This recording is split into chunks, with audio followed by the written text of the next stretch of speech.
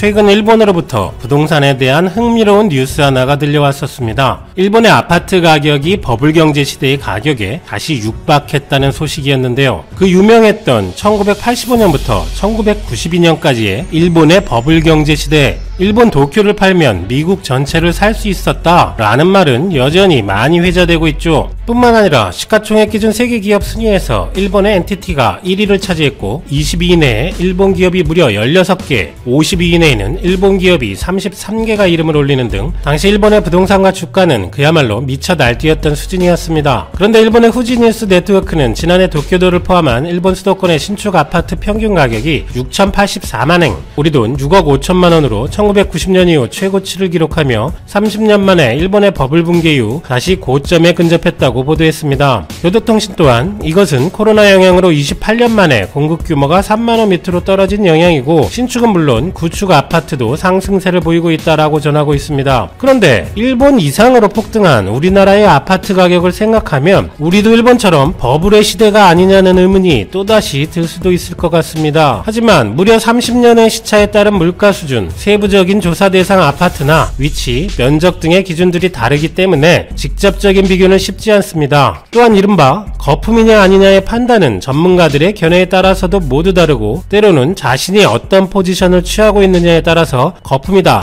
아니다라는 논리는 분명히 바뀌기도 합니다. 최근 1년간은 코로나라는 팬데믹으로 실물 경제는 마이너스 성장을 거듭하고 있는 상황에서도 부동산과 주식 등 자산 가격은 무섭게 치솟고 있습니다. 일본은 부동산뿐만 아니라 니케이 지수 역시 1990년 8월 이후 약 30년 만에 종가 기준 3만을 넘으며 버블 시대에 육박하는 수준을 보이고 있고, 박스피라 불리던 코스피 지수 역시 최근 1년 동안 무섭게 상승하여 3천을 가볍게 넘고 있습니다. 그렇다면 이제는 혹시 우리도 일본의 버블 경제 시대처럼 엄청난 거품 위에 있는 것은 아닐까 하는 싸하는 느낌이 들 수도 있는데, 이것은 투자로 돈을 벌고 있는 사람들이나 기회를 놓치고 전전긍긍하고 있는 사람들 모두 가지게 되는 공통적 화두일 것입니다. 하지만 지금이 버블인가 아닌가에 대한 논쟁은 항상 반복되고 있지만 누가 정답인지를 판단하는 것은 사실상 불가능에 가깝습니다. MIT의 킨들버거 교수는 가능한 범위를 뛰어넘는 상향세를 보이다가 결국에는 무너지는 가격의 움직임을 버블이라고 정의한 바 있는데, 이것은 버블을 일으킨 사건이 반드시 종결된 이후에야 그것이 버블이었는지 확신할 수 있기 때문입니다. 모두가 끝났다, 거품이었다라고 했던 비트코인이 다시 부활해서 5만 달러를 넘나드는 것을 보면 진짜 끝나봐야 거품인지 아닌지 알 수 있다는 생각이 더 들기도 하는데요. 하지만 만약 우리에게 지금 벌어지는 경제 상황이 버블인지 아닌지를 판단할 수 있는 능력이 있다면 얼마나 좋을까요? 그럴 수만 있다면 우선 우리 사회, 국가, 나아가서 전 세계의 버블에 의한 폐해를 최소화할 수 있을 것입니다. 그리고 그렇게 거창하게 생각하지 않고 개인만 보더라도 우리는 자산시장에서 상투를 잡고 다시는 회복하지 못하게 되는 비극을 피할 수 있을 것이고, 더 나아가서는 극히 위험한 버블과 달콤한 성장의 파도라는 모호하면서도 짜릿한 경계에서 서핑을 즐기듯이 마음껏 자산을 불릴 수도 있을 것입니다. 그래서 이번 시사멘탈의 영상의 주제는 빈번하게 반복되는 어떤 자산 가치의 급격한 상승과 쏠림 현상이 건전한 성장인가 아니면 버블인가를 판단하는데 꽤 도움이 될 수 있을 것 같은 다산북스의 신간 소개입니다. 시사멘터리도 평소에 다산북스의 여러 경제나 지식 관련 서적들을 읽어왔는데요. 이번에 발간된 버블 부에 대전하는 최근의 경제사회 이슈에 대해 아주 시의적절한 화두를 던지는 내용이라 할 수 있을 것 같습니다. 쉽고도 아주 재미있게 이해할 수 있도록 설명한 장점 때문인지 출간 후 아마존 경제 부문 베스트셀러 1위에 올랐고 파이낸셜 타임즈에서 뽑은 올해의 책에 선정되기도 하였습니다. 저자인 윌리엄 키는 2014년에 출간한 위기의 은행이 영국 경제사에 현격히 공헌한 책에 수여하는 워드워드상을 수상하여 커다란 주목을 받기도 했지요. 이 책은 인류 최초의 버블부터 현재까지 약 300년간 세계 역사를 뒤흔든 버블 사태들에 대하여 왜, 무엇이 버블을 만들었으며 누가 버블을 이용해 부를 얻고 누가 처절하게 실패하게 되었는지, 그 가운데 정치인과 권력자들 그리고 언론은 어떤 역할을 했는지에 대해 살펴봅니다. 루이 14세의 베르사유 궁전 축조 등의 사치와 전쟁 때문에 악화된 재정을 복구하기 위해 만들어졌던 미시시피 버블, 비슷한 시기 영국 정부의 채무 상환 이자가 너무 커지자 그것을 떠넘기기 위해 만든 회사였던 남의 회사 버블. 최초의 이머징 마켓 투기로 기록된 1820년대의 남미 광산 벤처 투기 사태, 영국에서 19세기 초 벌어졌던 철도 버블과 19세기 말 기술 혁신과 투기가 결합되어 발생한 자전거 버블을 비롯하여 비교적 근래에 벌어진 일본의 버블 경제, 닷컴 버블, 서브프라임 모기지 사태와 2007년과 2015년 중국에서 벌어진 버블 사태까지 흥미로운 스토리텔링을 통해 분석합니다. 이 책은 역사적으로 발생했던 버블들을 소개하는 것에서 그치지 않고 심도 있게 분석한 결과 독자들의 무릎을 탁 치게 만드는 아주 흥미로운 내용을 소개하는데요. 그것은 바로 버블 트라이앵글 모델입니다. 어떤 자산을 자유롭게 사고팔 수 있는 시장성이 확장될 때 트라이앵글의 한 변이 만들어지고 그 산업에서 충분한 돈과 신용이 돌고 있다면 곧 버블의 연료가 될 수 있고, 마지막으로 많은 사람들이 서로 선점해서 이익을 보겠다는 투기의 열기가 있을 때 버블 트라이앵글은 완성됩니다. 이렇게 되면 시장은 마치 온도가 높아질 대로 높아진 휘발유처럼 작은 불꽃만 있어도 폭발할 수 있는 상태가 되는데, 이제까지와는 차원이 다른 이익을 꿈꿀 수 있게 하는 혁신적인 기술이 하나의 불꽃이 될 수 있고, 어떤 정치적 목적하에 정부가 추진하는 정책도 두 번째 불꽃이 될 수 있다고 합니다. 바로 버블 트라이앵글의 상황에서 사회적 변화와 정치적 이슈가 있을 때마다 세계 경제는 버블과 그 후유증으로 인한 대전환기를 맞아왔다는 것입니다. 정치가 촉발한 버블의 대표적 사례로는 일본의 버블 경제를 들 수 있습니다. 책에서는 어떤 버블에는 폐해도 크지만 순기능도 있다고 설명하고 있습니다만, 정치적 목적을 통한 금융 레버리지로 만들어진 일본의 버블 경제는 순기능은커녕 경제와 사회 전반에 장기적이면서 파괴적인 영향만 미쳤다고 평가하고 있습니다. 1985년 플라자 합의로 엔화 대비 달러의 가치가 반으로 떨어지는, 반대로 말하면 엔화의 가치가 폭등하게 되자 일본 제품의 가격 경쟁력은 떨어지고 수출은 당연히 큰 폭으로 감소하게 되었죠. 다급해진 일본 정부는 금리 인하와 부동산 대출 규제의 대폭적 완화로 적극적으로 경기를 부양하겠다는 선택을 하게 됩니다. 그로 인해 대출이 급증하고 엄청난 액수의 돈이 각종 자산에 쏟아지게 되었는데, 바로 버블 트라이앵글에서 두 변에 해당하는 돈과 투기가 서로 순환하는 관계가 되어버립니다. 일단 은행은 땅을 대출 담보로 잡았기 때문에 땅값이 오르면 오를수록 더 많은 돈을 대출해 줄 수 있었고, 대출받은 돈의 대부분은 다시금 땅과 주식에 투자되어 가격은 더욱 올라가고, 그러면 은행들이 다시 더 많은 돈을 대출해줄 자유를 얻게 되고, 그렇게 은행에서 빌린 돈은 다시 땅과 주식으로 투자되는 시기였습니다. 그 결과 일본 도심의 땅값은 10년 동안 장장 320%까지 올랐다가 1990년 일본 정부에서 신규 부동산 대출을 전면 금지하자 시중에 돈이 마르면서 주가는 곤두박질치고 부동산도 오른 만큼 다시 그대로 다 폭락하게 됩니다.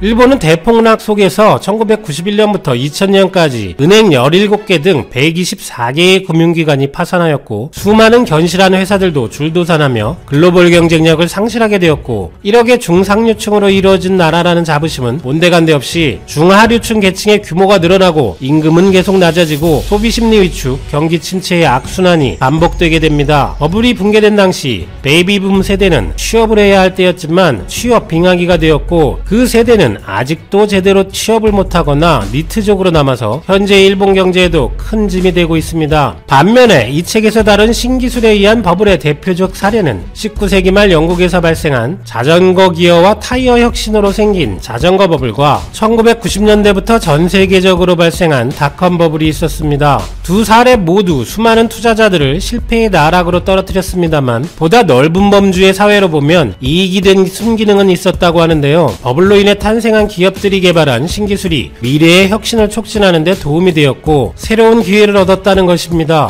역사상 발생한 버블 중 많은 경우가 철도, 자동차, 광섬유, 인터넷 같은 기술과 관련되어 있고, 몇몇 기술은 버블이 없었더라면 개발하지도 못했을 것이라는 주장도 있습니다. 최근에는 가파를 비롯한 테슬라 등의 거대 기술주들의 미국 시장 지배력이 역사상 가장 높은 수준이며, 이와 동조하는 한국 증시 역시 거품 논란이 일어나고 있습니다. 하지만 아무리 기술에 의한 버블은 사회에 도움이 되는 면이 일부 있을지라도 개인으로서의 우리는 별 생각 없이 버블에 동참했다가 큰 피해를 입게 될 상황은 반드시 피해야 할 것입니다. 버블 사태의 마지막 바보가 된 이후에 버블을 만드는 사람들의 투기적 행태를 비난하거나 버블을 조장하고 방관한 정치권과 언론, 사회 시스템의 미비함에 대해 불평을 터뜨려봤자 아무 소용이 없을 테니까요. 이 책 버블, 부에 대전하는 이해하기 쉬운 다양한 사례와 금융의 역사를 넘나들며 읽는 재미를 선사합니다. 그리고 무엇보다도 이 책과 함께 역사적으로 반복되고 때로는 의도적으로 만들어지는 버블에 대해 이해할 수 있는 지적 여정을 함께하다 보면 버블의 위험과 건전한 성장 사이에서 우리는 어떻게 스스로 분별하고 어떻게 대처해야 하는지에 대한 소중한 단서를 얻을 수도 있을 것으로 보입니다.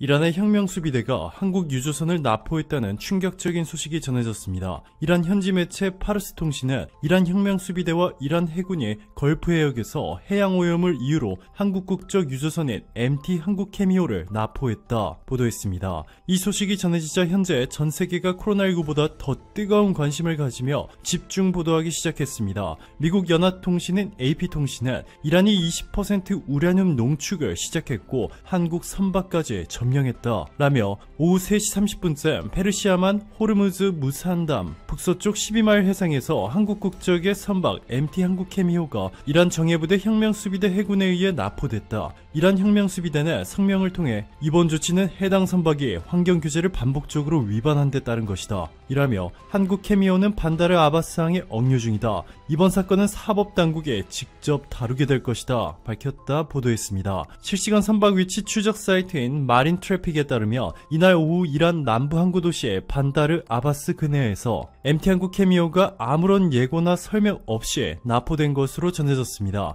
이 한국의 선박은 사우디를 떠나 아랍에미리트의 푸자이라로 향하고 있었고 선박 소유주는 부산에 위치한 DM시핑인 것으로 알려졌습니다. DM시핑은 오일 제품이나 석유화학 제품을 운송하는 한국의 선주 회사입니다. DM시핑 관계자는 연합뉴스와 인터뷰에서 이란 혁명수비대가 접촉한 해역은 공해상이다. 환경오염은 없었다. 이란 혁명수비대 군인들이 오전 11시 30분쯤 배 위에 올라왔다. 이란 혁명수비대는 이란 해역에 들어가서 검사받을 것을 요구했고 선장이 왜 그러는지 이유를 물었지만 아무런 대답을 듣지 못했다 라고 밝혔습니다. DM시핑에 따르면 해당 선박에는 한국인 선원 5명을 포함해 미얀마인 11명, 인도네시아인 2명, 베트남인 2명 등 총 20명이 승선해 있었고 메탄올 등 3종류 화학물질을 싣고 있었습니다. 납포 당시 해역은 선사 소속 배가 수시로 드나들었던 곳인데다가 선사 측에 따르면 선박과의 전화는 몇 분 만에 끊어졌지만 선박에 설치된 결정적인 증거 CCTV로 배가 이란 항구까지 움직인 모습이 모두 증거로 남았습니다. 선장도 15년 경력의 베테랑인 것으로 알려지면서 이란의 조치에 대한 전 세계적인 비난이 거세지고 있는데요.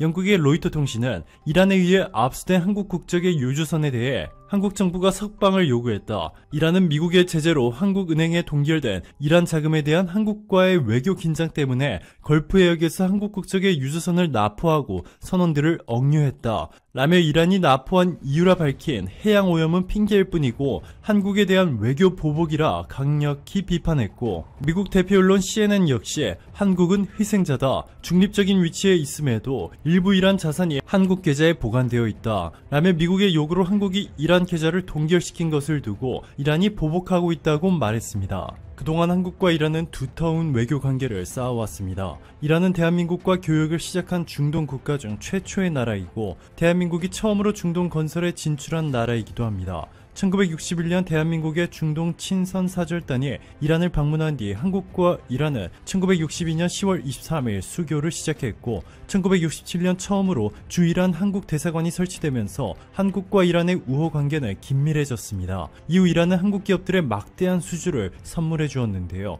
대림산업에 100억 달러에 육박하는 박티아리 수력 발전댐, 이스파한 아와즈 철도 사업을 맡겼고 현대로템의 철도 차량 150량 공급 사업, 현대 엔지니어링의 사우스파 12 확장 사업, 현대건설의 잔잔 네이자르 바프 가스복합 발전소 프로젝트를 전적으로 맡겼습니다. 당시 쟁쟁한 글로벌 건설 회사들이 많았음에도 한국 기업들의 수주를 몰아주며 두 나라의 외교 관계는 한층 더 강화됐습니다. 그런데 최근 몇 년간 이란의 행동들은 믿을 수가 없을 정도로 불쾌감을 드러내고 있습니다. 한국에서 평창 올림픽이 열렸을 당시에 모든 국가의 선수단들은 갤럭시 노트 8 올림픽 에디션을 받았습니다. 100만 원이 넘는 고가의 제품이었고 올림픽 특별 에디션이었던 만큼 반응은 상당히 뜨거웠는데요. 이란과 북한 선수단에게는 갤럭시 노트 8 올림픽 에디션을 제공하지 않기로 했습니다. 갤럭시 노트 8 올림픽 에디션의 국가별 지급 문제는 IOC의 소관이었습니다. 삼성전자는 어떠한 결정 권한도 없었는데도 이란 현지 언론들은 한국을 맹비난하기 시작했습니다.